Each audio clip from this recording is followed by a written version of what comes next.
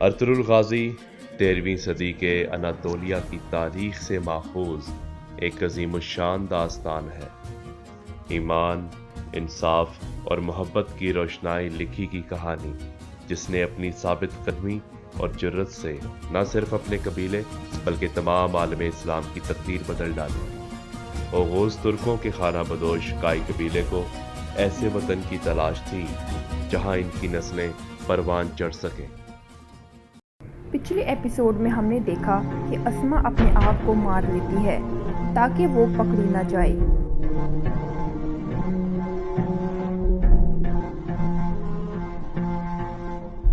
Ertugrul آیا جان سے ملنے آتا ہے اور کہتا ہے کہ اسے امیر معظم سے محل کے باہر ملاقات کرنی ہے۔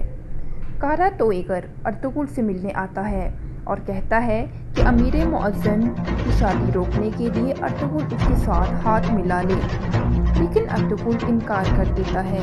اب دیکھیے آگے۔ حلیمہ سلطان کمرے میں نماز پڑھ کے اللہ سے دعا کرتی ہے کہ تیری رحمت کے 1000 در ہیں، ہم پر بھی رحمت کا ایک در کھول دے اور مجھے امیر العزیز سے شادی کرنے سے بچا لے۔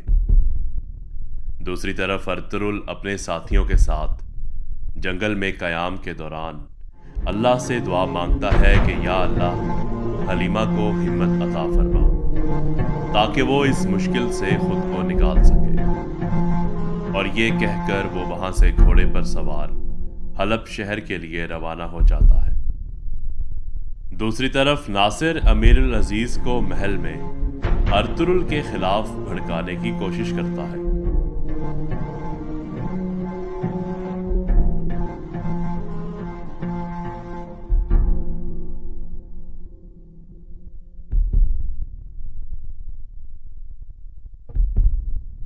کہ اس نے خود کو بچانے کے لیے آسما کو زندہ جلا دیا۔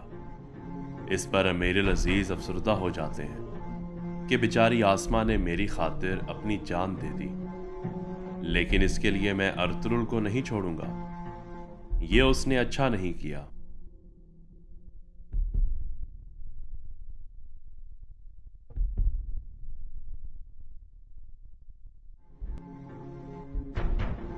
شہزادہ نعمان حلیمہ سلطان اور شہزادے یگت کے ساتھ کمرے میں بیٹھا ہوتا ہے اور ایک خط لکھتا ہے۔ تو حلیمہ سلطان پوچھتی ہے کہ یہ خط آپ کس کو لکھ رہے ہیں؟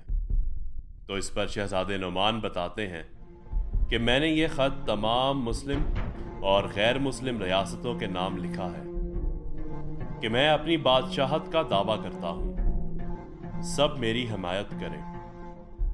شہزادے یگت اور حلیمہ سلطان عجیب نظروں سے اپنے باپ کو دیکھتے ہیں اور پوچھتے ہیں کہ یہ آپ کیا کر رہے ہیں؟ کیا آپ نہیں جانتے کہ یہ بغاوت ہے؟ آپ ایسے تو نہیں تھے، آپ تو ہمیشہ اس ریاست کو بچانے کی بات کرتے تھے، یہ آپ کس کے بہکاوے میں آ گئے ہیں؟ تو اس پر غصے سے شہزادے نعمان کہتے ہیں کہ میں تنگ آ گیا ہوں، بھاگ بھاگ کر، چھپ چھپ کر،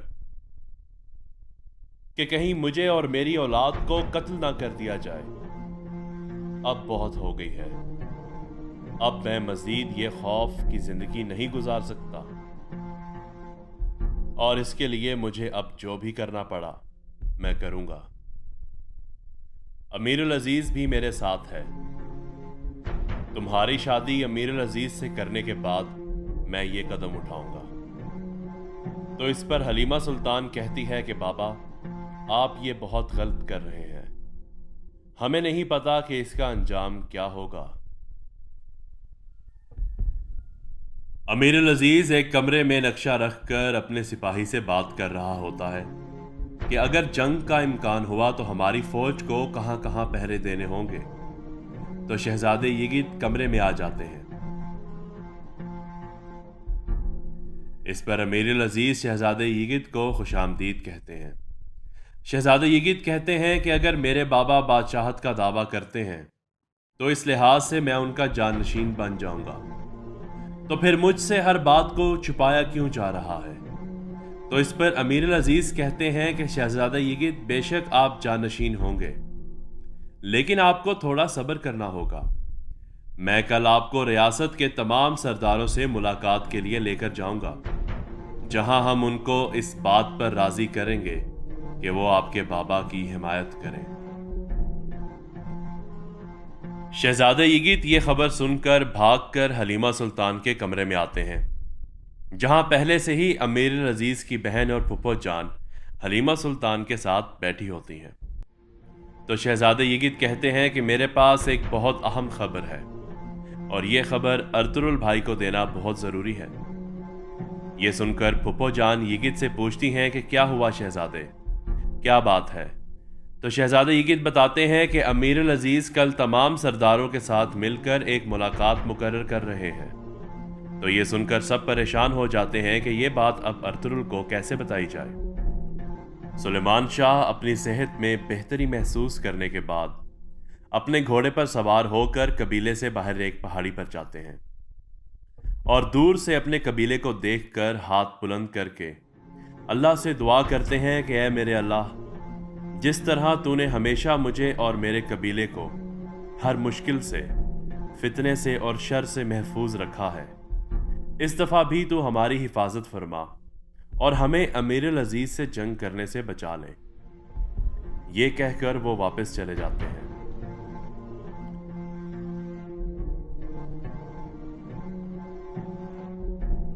امیر العزیز کی بہن اور پھپھو جان بگی میں بیٹھ کر بازار آتی ہیں اور ایک حکیم کی دکان میں داخل ہوتی ہیں، جہاں انہوں نے ارطغرل کو بلوایا ہوتا ہے۔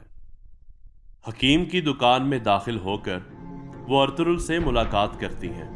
تو ارطغرل کے آنے پر شہزادی ارطغرل کو کل سرائے میں امیر العزیز اور تمام سرداروں کے درمیان ہونے والی ملاقات کے بارے میں آگاہ کرتی ہیں۔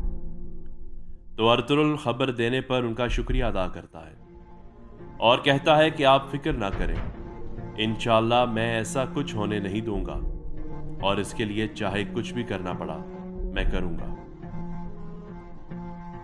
امیر العزیز کا بھیجا ہوا کماندار سلیمان شاہ سے ملاقات کے لیے قبیلے میں اپنے سپاہیوں کے ساتھ داخل ہوتا ہے۔ اب کیا واقعی حلب کے شہزادے اور سلیمان شاہ کے درمیان جنگ چھڑ جائے گی؟ اور کیا ارطغرل روک سکے گا سرائے میں ہونے والی سازشی ملاقات کو؟